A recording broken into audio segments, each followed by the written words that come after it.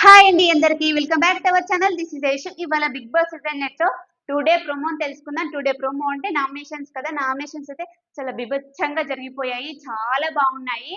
సీతకి ప్రేరణకైతే యుద్ధం అస్సలు ఆగట్లేదు. ఇక సీత అయితే యష్మిని ఇంకా ప్రేరణ అయితే నామినేట్ చేసింది. యష్మిని ఎందుకు నామినేట్ చేసిందంటే తనది అంటే వేరే వాళ్ళ బిహేవియర్ ని డామినేట్ చేసే విధంగా ఉంటుంది తన బిహేవియర్ అనేది తన పాయింట్, సీత పాయింట్. నిజంగానే అనిపించింది నాకైతే. ఎందుకంటే సీత కొంచెం ఎటకారం చేయడం ఎక్కువ.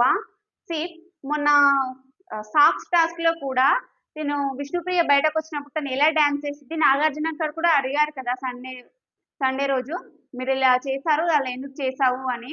తను అబద్ధం చెప్పిందేమో అని నా డౌట్. అయితే మీరు ఎంతమంది అనుకుంటున్నారు యష్మి అబద్ధం చెప్పింది అన్నది బిలో ఇన్ ద కామెంట్. నాకైతే అబద్ధం చెప్పింది అనిపించింది. ఎందుకంటే మరి అంత ఎటకార అంటే సాంగ్ ఇప్పుడు రావా, ఇప్పుడు డాన్స్ డైలీ వస్తుంది కదా సాంగ్ మార్నింగ్ మార్నింగ్ లో. సో నాకైతే ఆ పాయింట్ కరెక్టే అనిపించింది. ఇంకా ప్రేరణకు సీతకు మధ్య ఏంటంటే అదే చెత్తబుడ్డ దగ్గర వాళ్ళకైతే యుద్ధం జరిగింది. ఈసారి టాస్క్ అంటే ఈసారి నామినేషన్ లో ఏం వేయాలంటే చెత్త ఉంటది, ఆ చెత్త నెత్తి మీద పోసి నామినేషన్ చేయాలి. బాగుంది ఆ చెప్తుంది. చెత్త లాస్ట్ వీక్ చెత్తబుట్టతో నామినేషన్, ఇప్పుడు చెత్త పోసి నన్ను నామినేట్ చేసేసే అంటుంది. ఆ చెత్త బుట్ట ఎక్కడ వరకు వచ్చింది, ఆఖరికి ఆ చెత్తనే మీద పోసుకుంది. బిగ్ బాస్ కూడా ఐడియా రావచ్చేమో, చెత్తదే అంత పెద్దట అయినప్పుడు చెత్త పోస్తే ఇంకా బాగుంటది అనుకొని చెత్త ఇచ్చాడేమో ఈసారి నామినేషన్ కి.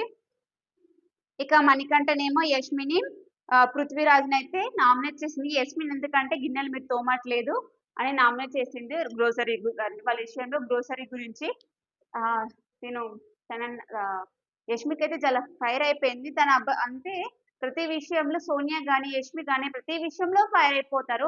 అంటే దాన్ని ఆలోచించాల్సిన అవసరం లేదా అనిపించింది. మళ్ళీ ఇంకొకటి, మణికంఠ ఎందుకు నామినేట్ చేశారంటే లాస్ట్ వీక్ మురుముర ఉంది కదా, ఆ మురుమురాని 250 గ్రామ్స్ ఎవరైతే తీసుకొస్తారో వాళ్ళే విన్నర్. అంటే దాదాపు దగ్గర వచ్చిన పాయింట్ తీసుకోవాలి అని మణికంఠ పదే పదే చెప్పినా తను చెప్పలే అన్నాడు. నాకైతే చెప్పిననే అనిపించింది.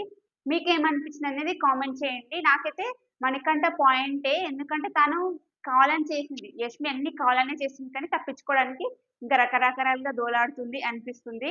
ఇంకా పృథ్వీరాజుకి ఏమైందంటే వాళ్ళు ఇక